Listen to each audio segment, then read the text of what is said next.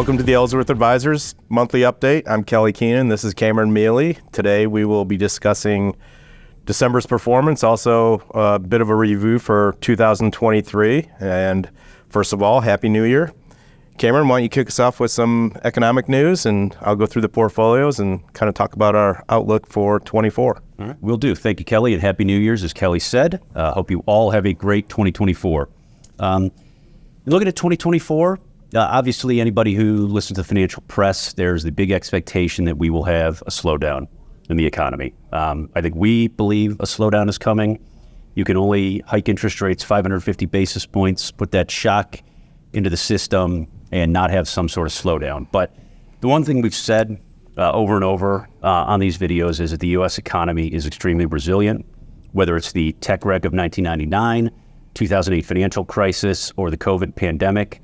While the market might get hit and it might bring everybody down, those also create buying opportunities. And at the end of the day, good companies, good industries are going to be resilient. So even though we expect a market slowdown, an economy slowdown, I should say, in 2024, that doesn't mean that every stock is going to get hurt.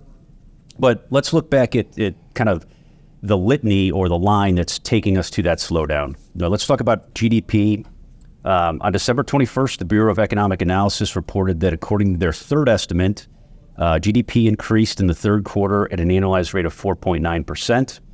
You'll remember from videos before, the second estimate was 5.2%, now down to 4.9%. 4.9%, obviously a blowout number for GDP. Still a big number. It's a huge number. But then we fast forward to the fourth quarter. Fourth quarter estimate, this is the Atlanta Fed's GDP Now model. On January 2nd, the GDP Now model is projecting fourth quarter GDP to increase at an annualized rate of 2%. Was it 1819 last month? Yep, it was 1819. So that is, much more of a kind of normal growth that we would expect out of this large U.S. economy. But obviously going from 4.9% to 2%, it is showing some softness. If we look ahead to 2024 GDP, this is full year, Duke University publishes a report called the CFO Survey. Survey covers 2,100 key decision makers, CFOs, presidents, directors of operations at Fortune 500 companies, mid-sized companies across a range of industries. According to their fourth quarter recent published report, respondents expect 2024 GDP to grow at an annualized rate of 1.7%. So obviously seeing that trend, 1.7%, that doesn't mean recession. That doesn't mean negative quarters. That's still healthy growth, but it shows the trend is slowing down. All of this really leads to what is the Fed going to do? Right. So, Fed's, one of their key indicators of inflation is the Personal Consumption Expenditure Index. On December 22nd, the Bureau of Economic Analysis announced that November's PC price index came in at a year-over-year increase of 2.6%. So for the last 4 months, we've seen the index come down from 3.3% in August, 3.4% in September, 2.9% in October, and now 2.6% in November. I give the Fed credit. They were very aggressive. It certainly seems like they are getting inflation under control. Only history will be able to tell if they were too aggressive, not aggressive enough, or if they, kind of hit it right down the middle. But obviously, if we're seeing inflation come down, we're seeing GDP growth expected to come down. The only thing that we're really not seeing yet is hiring. Is hiring softening? The numbers have come down, but they're still better than expectations. This morning, ADP reported their monthly payroll projection for December jobs was growth of 164,000 non-farm payrolls versus an estimate of 130,000. So the jobs market is really the only thing where I can see might give the Fed a pause in 2024. I mean, the full expectation is analysts, industry pundits are talking about 3, maybe even 6 interest rate cuts in 2024. 6 seems very aggressive. 3 seems doable. I mean, Fed Chairman Jerome Powell has intimated that rate cuts are more likely in 2024 than a pause or rate increases. So all indications are that the Fed has put the brakes on the economy, have cooled things off. That's bringing prices down, bringing inflation down. The only then, sticking point is the jobs number. So really putting the, 6 possible cuts into perspective, that still seems reasonable. The reality is it's going to come down to where what your inflation assumption is. So if we think inflation is going to continue its trend down, down to 2.6 and get closer to the 2% target, okay, 6 makes sense. I think what the Fed's going to be really hesitant to do is to move too soon. And this has been talked about a lot with Powell, the mistakes made back in the 80s where Burns kind of took the foot off the gas, started reducing rates quickly, all of a sudden inflation spiked back up. So, the Fed's going to take their time in reducing rates. Right now, the economy seems to be able to handle where we're at, but obviously some of the expectations are we're going to see some weakness in the economy. If we were to see the recession or a recession, that's when you're going to see the Fed get aggressive and really do a lot of cuts or go beyond 0.25% when they do cut, because that changes the game. They come in and cut 1%. Okay, that theoretically is 4/4 point cuts. So we'll kind of see what happens. I think everybody has, from your point to the 80s, everybody has learned that you have to, when you do rate cuts or rate increases, you're signaling. And what they want to avoid is this volatility that we've seen. We simply should not have 550 basis point increases immediately followed by 200 basis points in drops. Correct. This is a big, mature economy. You have a lot of people that rely on checking, savings, fixed income to make yield. You can't see this volatility in rates. It's just not good for the market. It's not good for stability. It's not good for growth. So I think they'll be measured. Right. I mean, it's been a transition from zero interest rates, like you said, where you could get nothing with money sitting in the bank. You get no interest. Now we're actually getting real interest rates. Making that transition, it had to happen. It's, we can't live in a zero interest rate world. It's, it's better for savers, for our investors to have real interest rates.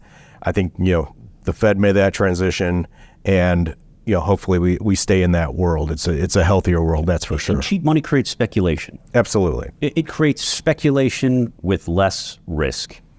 Plenty of innovation comes with that speculation. Absolutely. But sometimes you have to kind of let things absorb and, take advantage of what's been developed and maximize that before just throwing more money at stuff. But the point being is, it really doesn't matter what the economy is doing.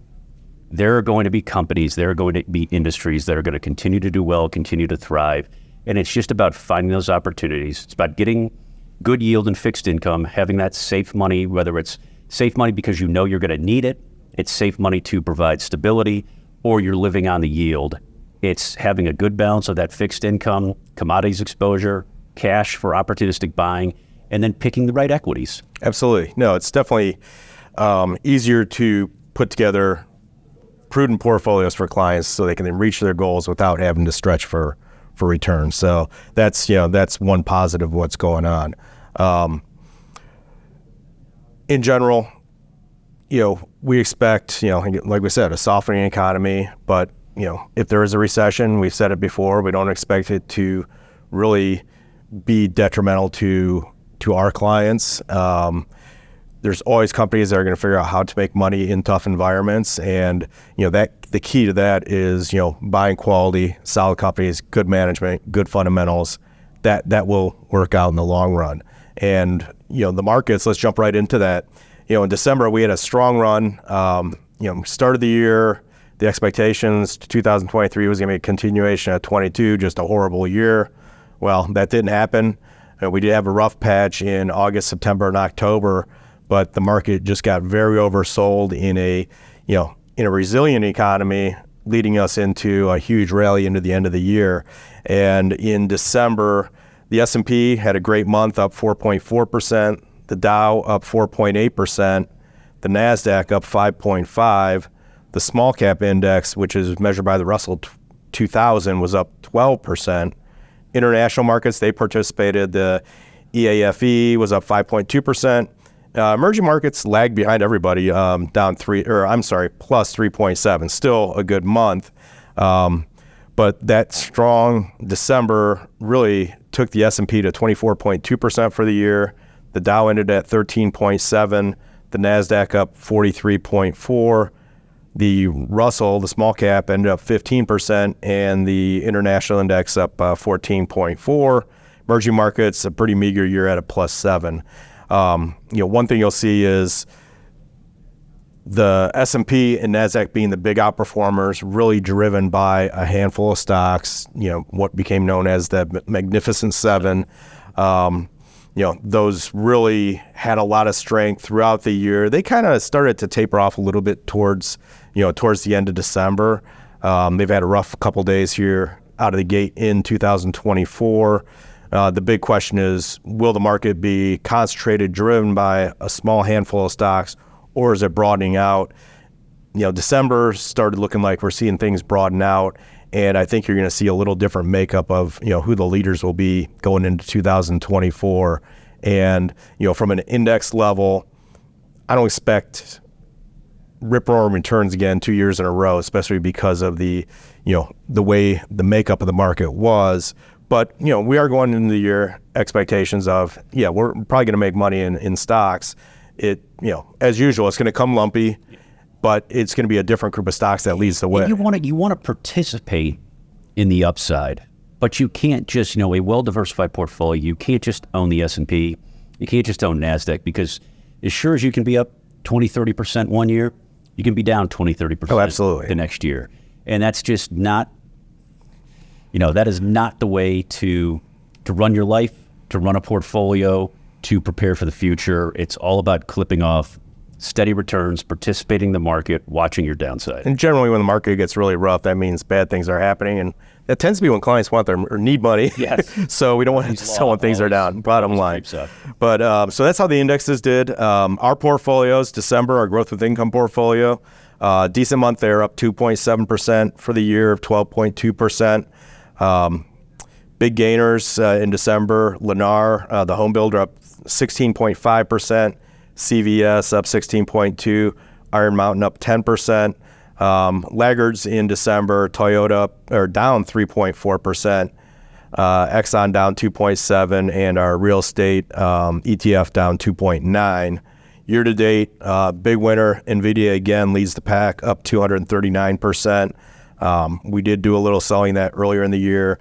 Lennar, 67% for the year. So we're seeing, the home builders have done well the last couple of years, and, existing homes are not selling, but obviously there's a demand. So your home builders are in a really good position to continue to make money, moving forward here, at least for the next year or so. Apple up 49%, Exxon up 33.7%, Microchip Technology up 30%. Our laggards, even though CVS picked up 16% last month, down 12.5% for the year. Raytheon down 14%, and J&J down 8.6%. Our dividend yield portfolio, which really, for most of the year lagged, definitely made up some ground in December, up 4.7%. Year to date, up 10.4%. This portfolio, really your, quality large companies with above average paying dividends. A lot of stability there, a lot of quality, but you really didn't get paid for quality last year. But then again, 10% is not too bad. Gainers, Public Storage up 19%, Caterpillar up 18%. Blackstone, which historically has done very well for us, another good year, up 16%. And then U.S. Bank up 14.8%, which is a nice rebound after the banking disaster back in, was it last March or April? I think you Silicon Valley Bank. Yes. Laggards, Pfizer down 5.5%, Packaging Corp down 2.3%, Paychex down 2.3%. Big gainers, Blackstone up 82.7% for the year, Eaton up 56.2%, Caterpillar up 26%. Laggards, Pfizer down 20.5%, UPS down 6%, Coca-Cola down 4.5%. In our price potential portfolio, good month there. Up 6.35%, so a nice month. Year to date, only up 15%. Gainers in the month, Cigna up 14.5%. Columbus McKinnon up 11.7%. Those are what's left in the portfolio. Laggard-wise, Arch Capital down 11.2%, Humana down 5%, Archer Daniels Midland down 2%. What's still in the portfolio from a gain standpoint, Intuit for the year up 62%, Lululemon up 60%. We did just sell Lulu over the last day or so, kind of took a quick gain in there. Also in price potential, we had some other nice gainers that we sold off throughout the year. Visa we sold off at 27%. Quaker Houghton, we realized 39% gain in there. Fiserv, a 12% gain. And then Gibraltar, that's a more recent sell, made 64% in there. So we had some nice winners in there. Nothing crazy, but that's kind of the nature of that portfolio. I do think we're going to see good stuff out of that in 24. Our appreciation with income portfolio up 6%, year-to-date up 13.6%. Made for the month, Broadcom up 21%, Watsco up 12%, Public Storage up 19%, Union Pacific up 9.7%. Laggard in December, Bungie down 0.8%, Bungie down 8%, Vail Resource down 0.9%. So a lot of winners in there for the month. And year-to-date, Broadcom up 104%, which we did sell mid-month. Dell, we sold mid-month. That was up 95%. JP Morgan, 30.6%. Energy Transfer Partners up 28%. Gilead, kind of one of our laggards in there, down 2%. Small cap stocks, we talked about small caps kind of making a big run in December in general. Our small cap portfolio up 9.5% for the month, year to date up 15.5%. So we saw, like you said, kind of a broadening out where everything worked in December. Unfortunately, small caps, just this morning I was looking, we're down about 2% year to date. So there's some giving back these first couple of days. But that is also the nature of small caps. Absolutely. They're smaller companies, they're less established, and there is volatility. They move up on good news, they move down aggressively on bad news. And after 2 strong months to have a little give back in general across the board is not surprising. It was only a couple days. We'll see how things kind of play out here. But big gainers in December in the small cap, E Plus up 26%, Vaxcyte up 21.3%, Alpha Metallurgical up 21%, Cogent. I don't have a number on there. Laggers, Star Group down 10.6%, Taylor Devices down 4.7%, Global Indemnity down 3.8%. So really no big losers in the month. Big gainers for the year, Powell Industries up 155%, Consolidated Water up 143%, Perform Line Products up 61%. Basically, we did sell out most of our annual losers, so not a lot of year-to-date laggards. So that's really where we stand for the year. Like I said, it was a halfway decent year. We didn't expect a lot out of this year. It's kind of going into the year expecting high single-digit returns. We had a great month, which got us into the mid-teens. We'll take that. And, like I said, I think this year won't be too bad. Expect volatility as always. I think what's going to drive a lot of volatility is obviously with the election. So we're going to have a lot of hype, and who knows what's going to happen this year. So that will probably bleed a little bit into the stock market and what's going on in the financial markets. I don't want to steal your thunder because you'll all see it in your upcoming executive summaries, but I think you succinctly summed up this year in the election as the most dysfunctional presidential election of all Exactly. time. And it is certainly shaping up to be that. It's going to be a crazy, wild ride. I'm pretty sure we probably won't know who the president is on the second Tuesday in November. It might take some time to work this through, but it's going to be contentious, and it's not going to be a fun ride. Yeah, I don't doubt that. The one good thing about it is that could draw some attention away from the financial markets, and when there's less attention on them, I think things are a little more focused on fundamentals, which I think generally, because the economy is not horrible, and fundamentals away from maybe a handful of overvalued stocks are halfway decent, I think that could result in a halfway decent year for us. So that's kind of what we're expecting. If you have any questions or like to discuss your portfolios, please reach out to us. Once again, have a happy new year, and we wish you a great 2024. Thank you very much. As always, we appreciate your trust, and we'll talk to you again in February.